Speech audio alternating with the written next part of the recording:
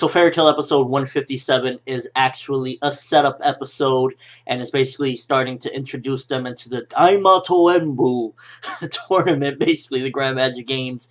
And I actually, for some reason, enjoyed this episode more than last week's episode, which is surprising because they actually did some stuff last week, and for the most part, this was just setting up, bringing everyone out to the arena so we could see what place they came in.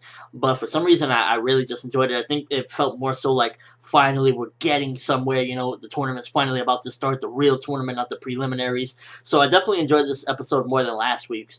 And it was kind of cool to see, first of all, spoilers, by the way, in case you haven't seen the episode, but Fairy Tail Team B show up, and that Fairy Tail has two teams in there, and it always plays up against the theme of, Fairy Tail, we don't play by the rules, and I think that's kind of cool. Like, they play by the rules, but, like, they're badasses at the end of the day, and they have enough teammates that they can make two teams and go through the preliminaries. And it kind of makes me wonder, what was it? Why did everyone else have an easier time than Fairy Tail at getting to the end of the preliminaries? Because we see Fairy Tail Team B got there, and, they were in second place, so that means they were the second ones to get there at the end. So what was it that they did that was a lot quicker than what Fairy Tail did? That makes me wonder exactly. I mean, they do have Loxus there and Gajeel, so I guess it could be that they just, went crazy through, but it just kind of makes the preliminaries look like real weird. Like, what was it so different that everyone else, especially Sabretooth, how Sabretooth came in first, but Natsu, Urza, and all them had a hell of a time and came in 8th. But, put that on the back burner. We see that Mavis, the one that saved them, the first headmaster of Fairy Tail, is in the crowd, and she's just sitting there like, hey, and it's kind of funny to see everyone's interaction with her, because only Fairy Tail can see her. And to be honest with you, ever since Mavis showed up in Tenrojima, and even now, I really think that she has a greater purpose. And if you look at her interaction, the main thing that she's done thus far is protect them from the Acnologia, and I think that she has a strong connection possibly with Zeref and the Acnologia. Is a big possibility. Like, maybe either she knew the Acnologia or she knew Zeref, maybe she's related to Zeref or something, but I definitely think it's something along those lines, and that's why she's here, because she wants to stop or help to prevent something. We'll just see as time goes on, but for the most part, I think that Mavis has a strong connection to, at the very least, Zeref or Acnologia, because what is this, past Fairy Tail Headmaster still doing here? Why is she in, like, a little girl form? Wouldn't she have been, like, an adult at some given point, unless Fairy Tail started off as, like, a couple of kids playing in dirt or something? So, that's kind of interesting as well, to see that the first Headmaster is like a little, kid or whatever.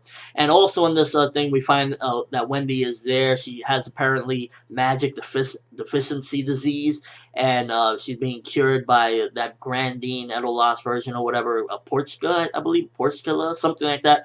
And she's basically all sad that she can't compete in the tournament.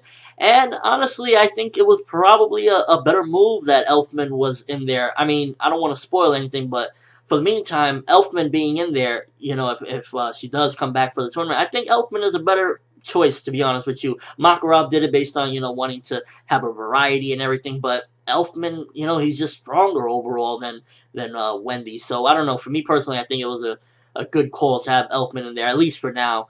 And, I don't know. For me, I was like, whatever, Wendy. I feel bad, don't get me wrong, but at the end of the day, it's like, yeah, Elfman's a better choice for the tournament, so whatever. And also in this particular episode, basically everyone comes out. I'm really liking how, like, out of everyone in there was a couple of characters that I liked. I like some mermaid heel. I think all of them look kind of cool. A full team of nothing but females, a full guild of females, and I think that's kind of cool. There's a hooded chick there. No spoilers, but just a thought there. And Raventail, out of all of Raventail, by far, Flare looks the most interesting. She looks a little sadistic, and I hope that she gets a lot of spotlight in this in the anime version, and more so than the manga, because I don't know, to me she's a very interesting character, and I would love even. Again, I don't want to jump into spoiler territory, I'm sorry. And basically, we see them in their new costumes. Natsu doesn't like the costume. To me personally, I think they look kind of cool. Purple color royalty, you know, they look pretty cool. So I don't got a problem with the costumes. I think they actually look kind of cool. But Natsu apparently doesn't like them, and he thinks, you know, whatever. And it's kind of funny. They still playing the gray naked jokes. He's like, yeah, I like mine too. And Lucy's like, how about you put it on before you say that? Pretty funny stuff.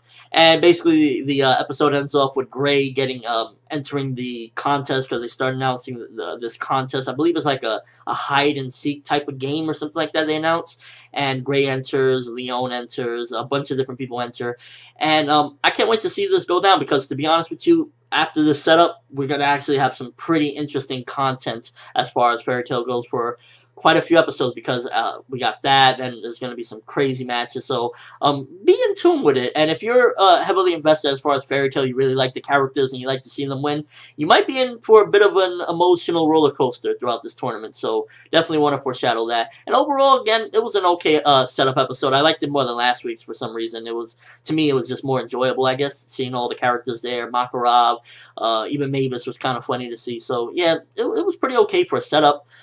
Next week is probably going to be actually a really good episode, so I can't wait for that. And the episodes to follow are probably going to all be pretty interesting. So things are looking up for Fairy Tail. It's finally looking like we're going to get to some pretty interesting content, and I can't wait. Let me know what you thought of the episode. Out of all the teams that came out, which members looked the coolest in their anime form and whatnot.